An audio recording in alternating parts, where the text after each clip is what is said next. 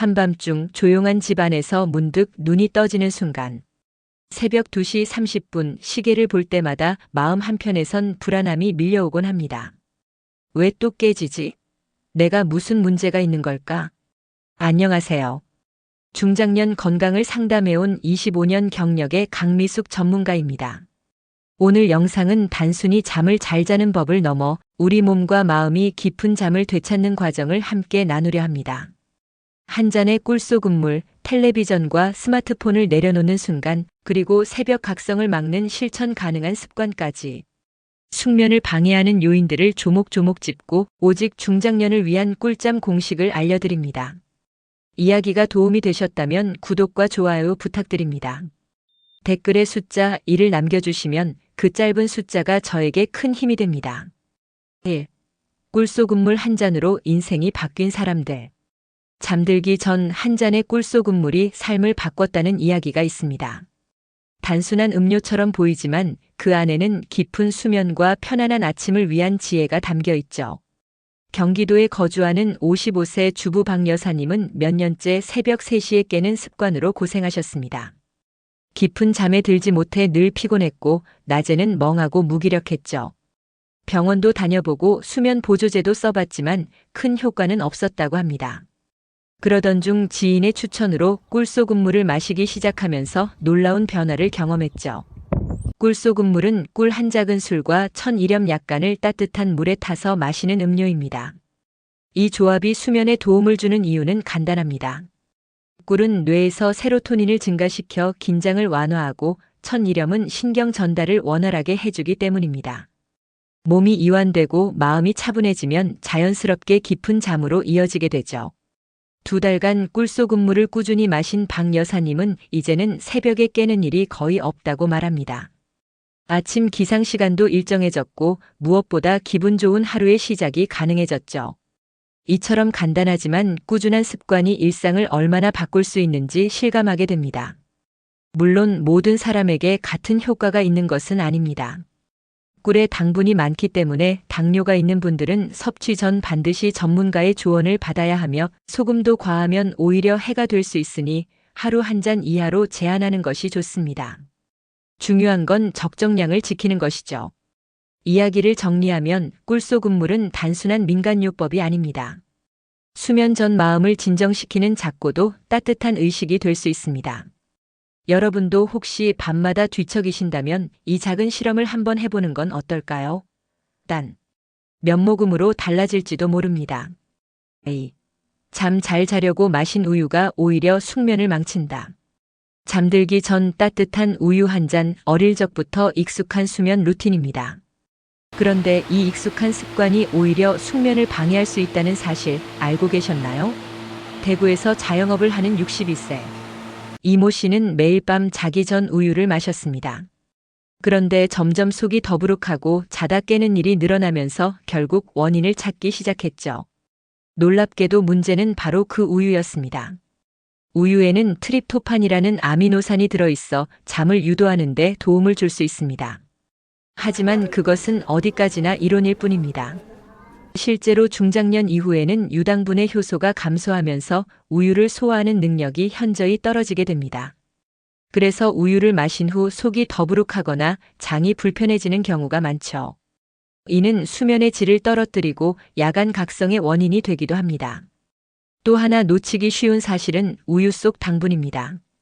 단맛이 없는 일반 우유에도 당분이 들어있어 혈당이 급격히 오를 수 있고 이것이 인슐린 작용과 맞물려 오히려 각성 상태를 유도할 수 있습니다.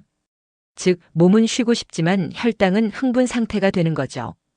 혹시라도 지금 이 이야기를 듣고 나는 괜찮은데? 라고 생각하셨다면 최근 자기 전 우유를 마시고 난 뒤의 몸 상태를 한번 떠올려 보세요. 속이 더부룩하거나 자주 깨거나 새벽에 화장실을 찾는 일이 늘었다면 그 원인이 우유일 수도 있습니다. 그렇다면 대안은 무엇일까요? 따뜻한 보리차, 루이보스차 혹은 카페인이 없는 곡물차 한 잔이 훨씬 더 안정적인 선택일 수 있습니다. 장을 자극하지 않고 체내 염분이나 당분 걱정도 없기 때문에 숙면을 위한 음료로 적절하죠. 편안한 잠을 원한다면 몸이 편한 상태를 만들어주는 것이 가장 중요합니다. 익숙하다고 무조건 좋은 것이 아니라 내 몸에 맞는 습관을 선택하는 지혜가 필요합니다. 3. 침대에서 보는 텔레비전과 스마트폰이 꿀잠을 깨트리는 이유. 많은 분들이 잠들기 전 침대에 누워 텔레비전이나 스마트폰을 켜는 습관을 가지고 계십니다. 서울에 사는 48세 김 씨도 그랬습니다. 그는 하루 일과를 마친 뒤 침대에 눕자마자 리모컨을 들고 TV를 켰고 스마트폰으로는 뉴스와 영상을 확인했습니다. 그런데 이상하게도 밤이 깊을수록 잠이 오지 않았고 새벽에 자주 깼다고 합니다. 아침에도 개운하지 않아 늘 피곤을 안고 하루를 시작했죠. 그 원인은 바로 침대 위 전자기기의 사용이었습니다. 텔레비전과 스마트폰은 강한 빛, 특히 블루라이트를 방출합니다. 이 빛은 뇌에 지금은 낮이다라는 잘못된 신호를 주어 수면 유도, 호르몬인 멜라토닌의 분비를 억제하게 됩니다. 즉 졸린데도 눈과 뇌는 깨어있게 되는 거죠. 더불어 영상 콘텐츠는 자극적인 경우가 많아 정신을 더 각성시키기도 합니다. 빠르게 바뀌는 장면, 뉴스 속 부정적인 이야기, 게임의 긴장감 등이 뇌를 흥분 상태로 만들며 이로 인해 잠에 드는 시간이 길어지고 깊은 수면에 도달하는 것이 어려워집니다. 그렇다고 침대에 가만히 누워 눈만 감고 있으라는 뜻은 아닙니다. 책을 천천히 읽는다거나 조명을 낮추고 잔잔한 음악을 듣는 것처럼 뇌를 이완시키는 활동을 추천합니다. 중요한 건 침대는 자는 곳이라는 신호를 몸에 주는 공간이어야 한다는 점입니다. 김 씨는 지금 침대에서는 전자기기를 일절 사용하지 않기로 결심했고 그 결과 불면의 고리가 끊어졌습니다. 잠들기까지 시간이 훨씬 짧아졌고 중간에 깨는 일도 줄었다고 말합니다. 여러분의 침대는 어떤 공간인가요? 만약 깨어있는 동안에도 너무 많은 자극이 머물렀던 자리라면 오늘부터라도 전자기기 없는 침대로 바꿔보는 건 어떨까요? 4. 저녁 먹고 바로 누우면 생기는 무서운 후폭풍. 저녁 식사를 마치고 바로 누워버리는 습관 한 번쯤 해보셨을 겁니다. 오늘 하루 너무 피곤해서 조금만 눈 붙였다 일어나야지 하며 소파나 침대에 눕는 경우죠. 그런데 이런 행동이 반복되면 생각보다 큰 건강 문제로 이어질 수 있다는 점 알고 계셨나요? 경기도에 거주하는 60세 윤 씨는 퇴근 후 식사만 마치면 습관처럼 바로 소파에 눕곤 했습니다. 처음엔 그저 몸이 무거워서였지만 시간이 갈수록 속이 자주 쓰리고 트림이 잦아졌습니다. 결국 병원을 찾았고 역류성 식도염 진단을 받았죠. 원인은 바로 저녁 식사 후 누운 자세였습니다. 음식을 섭취한 후에는 위에서 소화작용이 활발하게 이루어지는데 이때 몸을 눕히면 위산이 식도로 역류하기 쉬운 구조가 됩니다. 위는 근육으로 구성된 주머니지만 중력의 영향을 크게 받기 때문에 눕는 순간 소화 기능이 저하되고 위산이 거꾸로 올라올 수 있죠. 이는 가슴 통증이나 속쓰림, 만성 기침까지 유발할 수 있습니다. 또한 누운 상태에서는 음식물이 장으로 이동하는 속도도 느려져 복부 팽만감이나 변비의 원인이 되기도 합니다. 특히 중년 이후에는 소화 기능이 저하되기 때문에 이러한 영향을 더 크게 받을 수 있습니다. 그렇다면 어떻게 해야 할까요? 식사 후 최소한 30분에서 1시간 정도는 앉아 있거나 가벼운 산책을 하는 것이 좋습니다. 이 간단한 행동만으로도 위장 건강을 지키고 수면의 질까지 높일 수 있습니다. 윤 씨 역시 저녁 식사 후 스트레칭과 간단한 정리 시간을 갖는 루틴으로 바꾼 뒤 속쓰림과 소화 불량이 눈에 띄게 줄었다고 말합니다. 습관은 사소한 것에서 시작되지만 건강은 거기서 무너질 수도 있습니다. 여러분은 저녁 식사 후 어떤 자세로 시간을 보내고 계신가요? 5. 따뜻한 방이 깊은 잠과 기억력을 방해합니다. 날이 쌀쌀해지면 자연스럽게 난방 온도를 높이게 됩니다. 하지만 너무 따뜻한 방에서 자는 습관이 오히려 깊은 잠을 방해하고 장기적으로는 기억력에도 영향을 줄 수 있다는 사실 알고 계셨나요? 서울의 52세 정 여사님은 추위를 많이 타는 체질이라 매일 밤 전기장판과 온풍기를 동시에 켜고 잤습니다.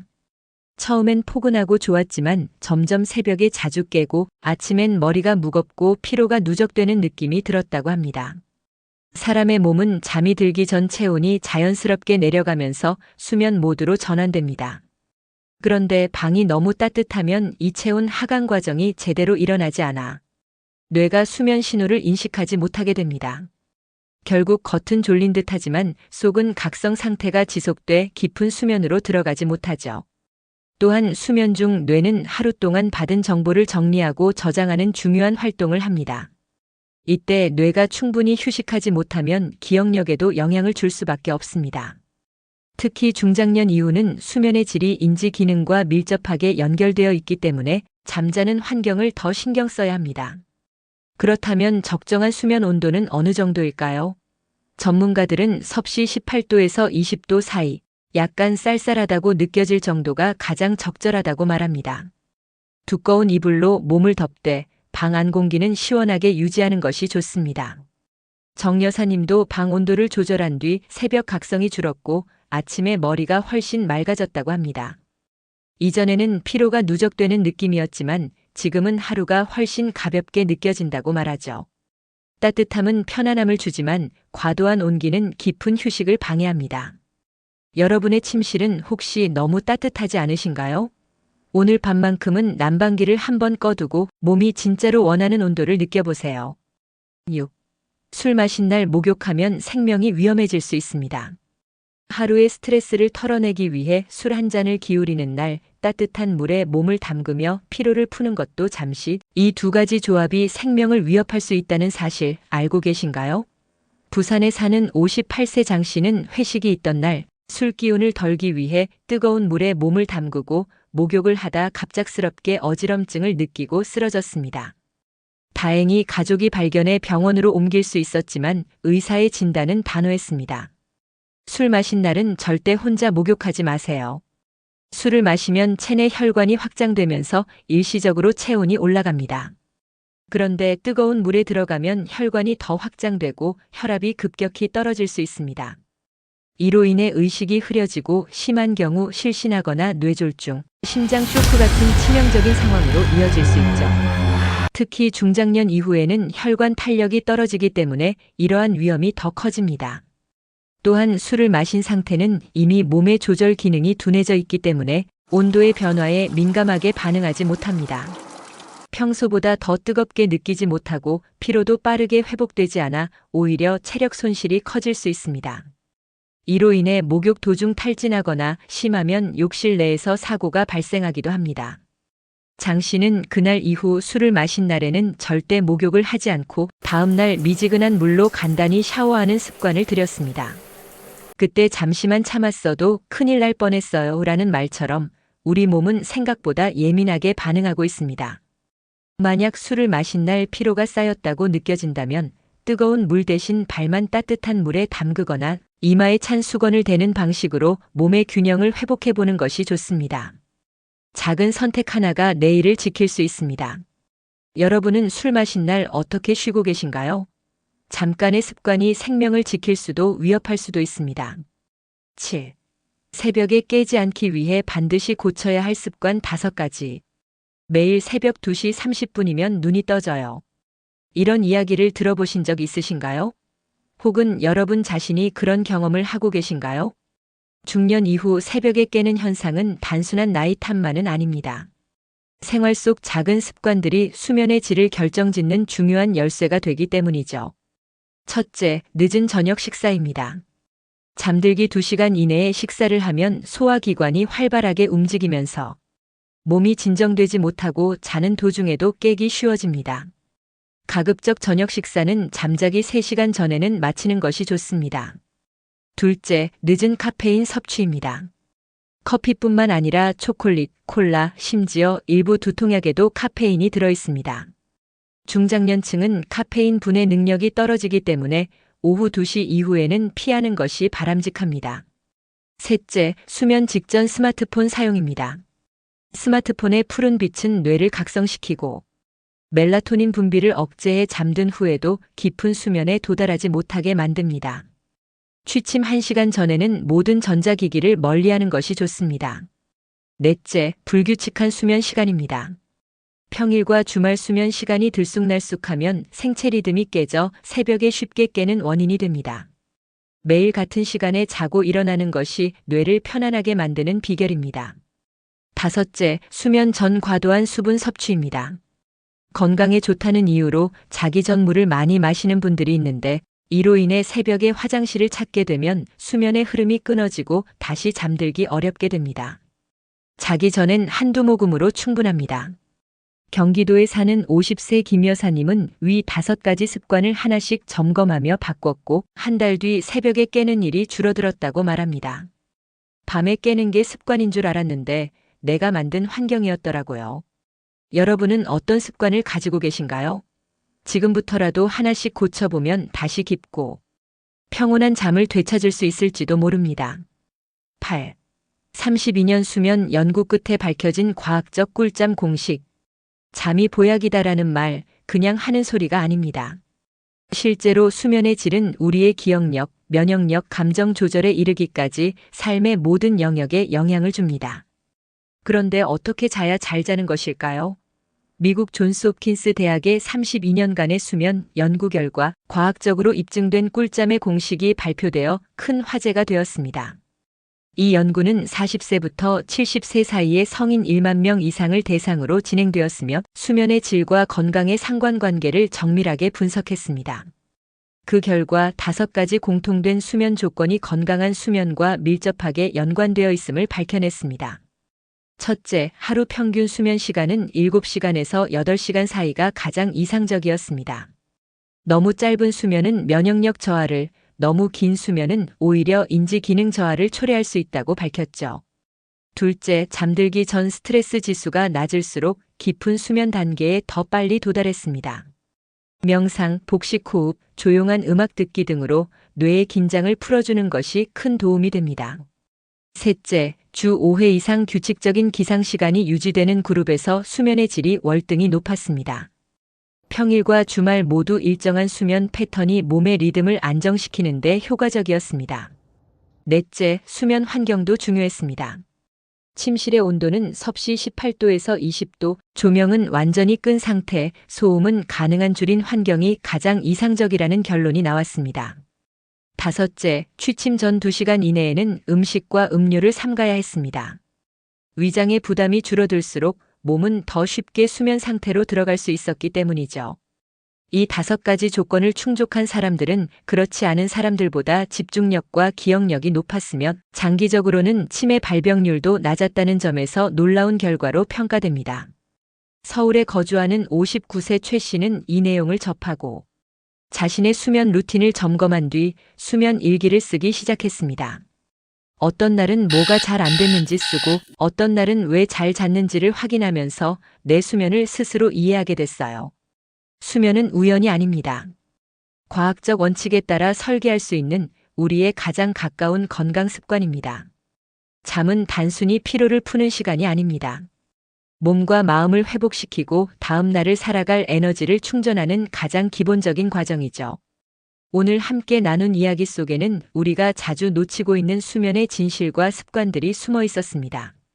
꿀소금물 한 잔의 따뜻한 위로부터 스마트폰을 내려놓는 작지만 큰 결단, 과도한 난방과 음주 후 목욕이라는 위험한 선택까지, 그리고 새벽 각성을 막기 위한 5가지 습관과 32년 연구 끝에 밝혀진 수면 공식까지 모두 우리 삶에 당장 적용할 수 있는 실천 가능한 지혜들입니다.